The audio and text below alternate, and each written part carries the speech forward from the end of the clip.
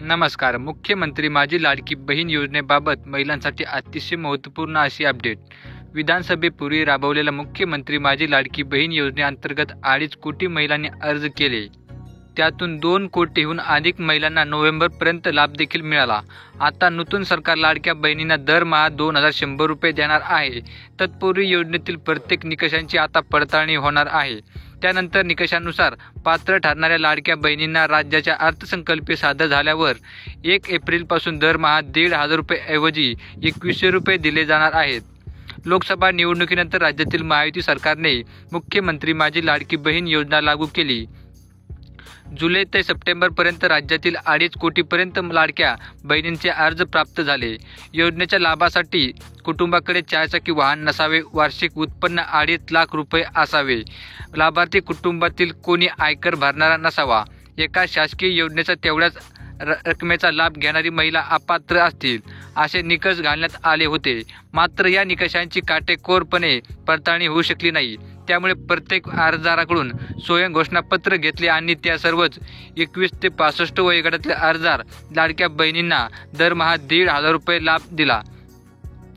त्यासाठी 1 वर्षासाठी 45,000 कोटी रुपयांची तरतूद करण्यात आली. योजनेच्या निकषांची काटेकोर पडताळणी झाल्यास मोठ्या प्रमाणावर लाभार्थी कमी होऊ शकतात आणि तेवढ्याच निधीतून पात्र लाडक्या बहिणींना दरमहा 2,100 रुपये देणे शक्य होईल असे राज्यस्तरावरील अधिकाऱ्यांचे मत आहे.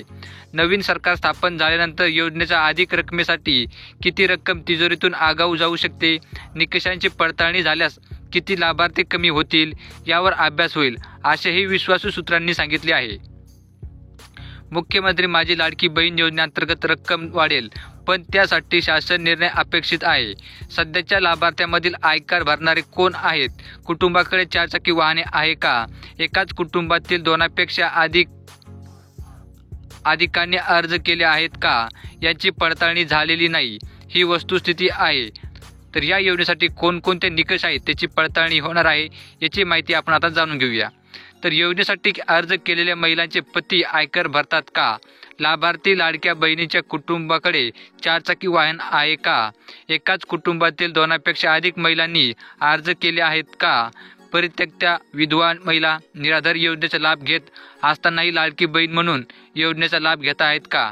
अशा प्रकारचे एकूण 3 निकष आहेत जे सध्या समोर आलेले आहेत. या निकषांची ज्या महिला पूर्तता करतील त्यांनाच या योजनेअंतर्गत 2,100 रुपये देणार आहेत असं देखील सूत्रांनी सांगितलं आहे. तसेच या निकष न पूर्ण करणाऱ्या महिला खूप साऱ्या आहेत ज्यांनी या योजनेअंतर्गत लाडकी बहिणीचे पैसे घेतलेले आहेत. आता त्यांचे नावे कट होऊन त्यांचे जे काही उर्वरित रक्कम उरेल त्या रकमेतून महिलांना 2,100 रुपये देण्याचा सरकारचा नियम आहे. अशा प्रकारे या महिलांना नावे कट होतील आणि नवीन जे काही महिला आहेत ज्या पात्र आहेत त्यांना 2,100 रुपये दिले जाईल. अशा प्रकारची महत्त्वपूर्ण अपडेट होती. तुम्हाला ही माहिती जर का आवडली असेल तर व्हिडिओ लाईक नक्की करा. ही माहिती तुम्हाला कशी वाटली आम्हाला कमेंट करून नक्की कळवा. तसेच ही माहिती जास्तीत जास्त महिलांपर्यंत शेअर करायला विसरू नका. तसेच या योजनेसंदर्भाच्या आणि सरकारी योजनेसंदर्भाच्या महत्त्वपूर्ण अपडेट सरकारी योजनेच्या माहितीचे व्हिडिओ पाहण्यासाठी आपलं यूट्यूब चॅनल सबस्क्राईब करायला विसरू नका.